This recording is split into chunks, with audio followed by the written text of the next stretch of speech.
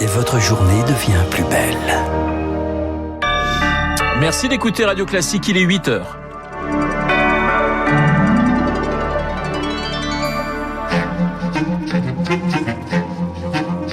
« 7h, 9h, la matinale de Radio Classique avec Renaud Blanc. » L'extension du pass sanitaire sur la table du Conseil des ministres. Les contaminations sont en forte hausse et les restrictions sont de retour. Un pass sanitaire qui entre en vigueur mercredi dans les cinémas et les théâtres. Les syndicats de policiers estiment ne pas avoir les moyens de faire les contrôles. Vous l'entendrez. Et puis, un scandale de surveillance généralisée. Un de plus, son nom, Pegasus. On vous explique tout à la fin de ce journal. Radio Classique.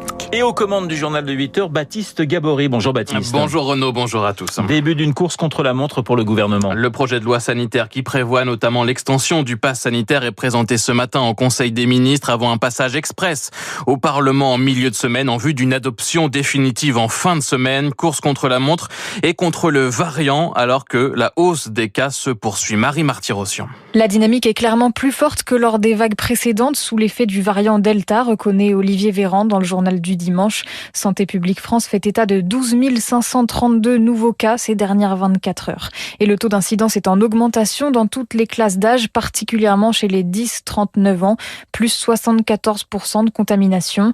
La quatrième vague est déjà là pour Philippe Amouyel, professeur de santé publique au CHU de Lille. Cette progression est exponentielle, c'est-à-dire que le nombre de cas contaminés maintenant double quasiment toutes les semaines. Si on ne met pas en place un certain nombre de mesures, on risque d'avoir à faire face à une vague extrêmement importante. On peut s'attendre, avec un délai retardé de 3 à 4 semaines, à une augmentation des hospitalisations et des réanimations. Pour l'instant, les données hospitalières restent relativement stables et le pire pourrait être évité grâce à la hausse spectaculaire de la vaccination ces derniers jours.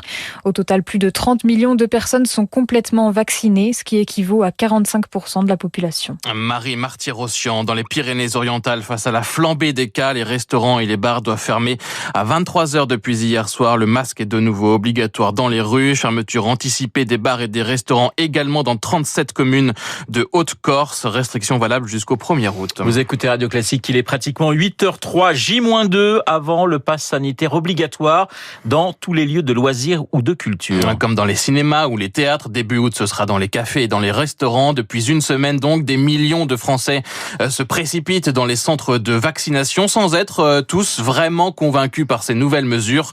Exemple hier devant le vaccinodrome installé sur le parvis de l'Hôtel de Ville de Paris. Bien. Ça oblige les gens à faire ce qu'ils doivent faire. Il y en a un peu assez de se poser les mauvaises questions. Très mitigé. Ça m'énerve qu'on me l'impose un petit peu, ça me dérange, mais je pense quand même au bien collectif aussi. Donc je le fais. D'obliger les gens, je suis pas vraiment pour. C'est pas bien d'obliger les gens. C'est mieux d'être vacciné, je le comprends, mais pas de cette façon. J'étais contre la vaccination, je le suis toujours. Sauf qu'en fait, on nous prive un peu de nos libertés, donc on n'a pas le choix, on est un peu poussé de le faire. Devoir montrer un passeport pour pouvoir accéder à des endroits, enfin, mettez-nous une étoile sur le t-shirt, c'est pareil, quoi. Franchement, ceux qui disent que c'est une dictature, je trouve pas du tout. Et je pense que c'est très bien ce qu'il a fait, Emmanuel Macron. Propos recueillis par Léa Boutin-Rivière, une étoile jaune sur le t-shirt avec à l'intérieur inscrit « Pas vacciné », étoile arborée par certains manifestants. Samedi, ils étaient 114 000 dans toute la France, certains donc comparant le pass sanitaire avec l'apartheid ou la Shoah. Arborer une étoile jaune fantaisiste, c'est se moquer des victimes de la Shoah, a réagi hier la LICRA, la Ligue internationale contre le racisme et l'antisémitisme. On en reparlera avec Luc Ferry à partir de 8h40. Baptiste, le pass sanitaire et son contrôle qui interroge les forces de l'ordre. Comment s'assurer que les contrôles des passes sanitaires ont bien été faits? Ce sont les policiers qui vont devoir vérifier. Alors écoutez Grégory Joron, il est secrétaire général du syndicat Unité SGP Police et il est pour le moins perplexe. Imaginez, on schématise l'image de policiers qui vont faire le tour des tables pour contrôler les passes sanitaires. Ouais. Bon, franchement, je trouve ça particulier, je trouve ça difficilement applicable parce que ça va demander un effectif terrible. Pas sûr qu'on ait assez de fonctionnaires pour faire toutes les terrasses. Je vois pas ce qu'on va pouvoir faire, mais vous savez, entre la volonté politique et des fois la réalité du terrain, il y a aussi un gouffre et un monde. Ça sera fait au détriment des missions de lutte contre la délinquance, contre les stupes. Ça aussi, c'est une réalité. Et on s'interroge encore une fois sur le rôle qu'on va bien vouloir nous faire porter, qui va pas être super glamour et super porteur dans l'opinion publique. Voilà, si on verbalise quelqu'un en plein milieu de son repas de famille parce qu'il n'a pas eu sa deuxième dose depuis assez longtemps, quoi.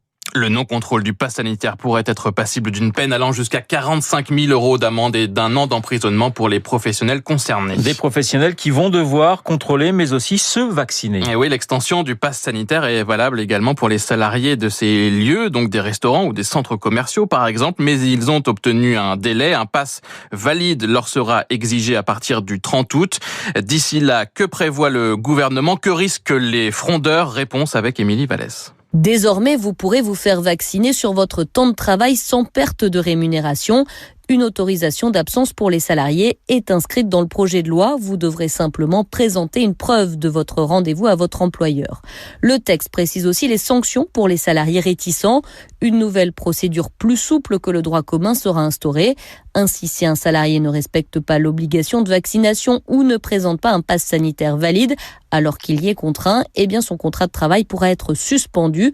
Son employeur en aura le droit, mais un entretien doit être mené au préalable pour échanger et lever les craintes, précise le ministère du Travail.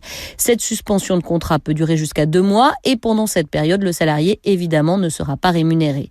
À l'issue de ce délai, l'employeur pourra alors engager une procédure de licenciement pour non-respect de l'obligation de vaccination ou non-présentation d'un pass sanitaire valide. Émilie Vallès. Radio Classique, 8h06, le sud-ouest de l'Allemagne dévasté après les inondations. Dégâts jugés surréalistes par Angela Merkel. La chancelière était hier dans les rues des villages détruits par les crues de la fin de semaine dernière. 160 personnes sont mortes dans ces inondations. En Belgique, le dernier bilan fait état de 31 morts. L'artiste danois Kurt Westergaard est mort hier à l'âge de 86 ans des suites d'une longue maladie. C'est lui qui avait dessiné la célèbre caricature du prophète Mahomet, publiée en 2005 dans un quotidien danois, à l'origine ensuite de violentes émeutes dans plusieurs pays musulmans.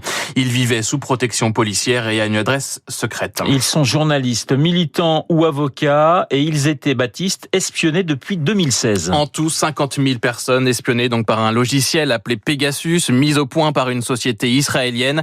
Liste obtenue par les ONG Forbidden Stories et Amnesty International. Une dizaine d'États utiliseraient ce logiciel.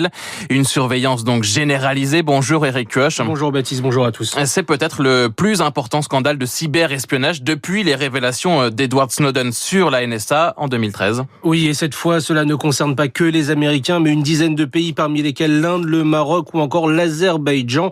Preuve que le cyberespionnage n'est pas l'apanage des grandes puissances. Mais chose plus inquiétante encore, au contraire de l'agence américaine, ici la collecte de données n'est plus massive mais ciblée. Pegasus agit comme un virus. Il infecte le téléphone des personnes visées pour avoir accès à tous les fichiers de l'appareil, lire les mails, les messages cryptés. Il peut même déclencher des enregistrements sonores et vidéos à distance. Un mouchard à portée de poche. Les États qui l'utilisent ont pu ainsi cibler 180 journalistes d'investigation à travers le monde, parmi lesquels des Français, des confrères du Monde ou encore de Mediapart comme Edwy Plenel, mais aussi des militants des droits ainsi que des politiques. Mais NSO, la société israélienne à l'origine de Pegasus, se défend de tout espionnage. Selon elle, son logiciel a été conçu pour aider les agences gouvernementales à lutter contre le terrorisme. Et là, une enquête sera menée pour déterminer si oui ou non ces pays clients ont détourné sa technologie à d'autres fins. Merci beaucoup Eric Koch. On termine avec un maillot de foot vendu aux enchères, $100 000 hier à Los Angeles. Un maillot, oui, mais pas n'importe lequel, Renaud. Si je vous dis que c'est le maillot d'un numéro 10 français, originaire de Marseille, par exemple. Zinedine Zidane. Ouais, Zizou. Maillot vendu hier, donc, qui est un des maillots qui avait été confectionné pour Zidane pour la finale de la Coupe du Monde 98. Il était encore exposé récemment au musée de la FIFA à Zurich.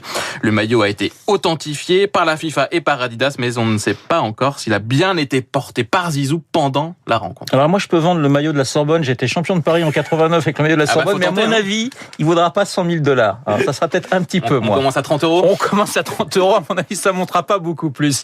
Baptiste Gabory pour le journal de 8h que nous retrouverons à 9h pour un prochain point d'actualité. Dans un instant, l'édito politique signé François-Xavier Bourmeau et puis mon invité Jean-Hervé Lorenzi, président du Cercle des économistes.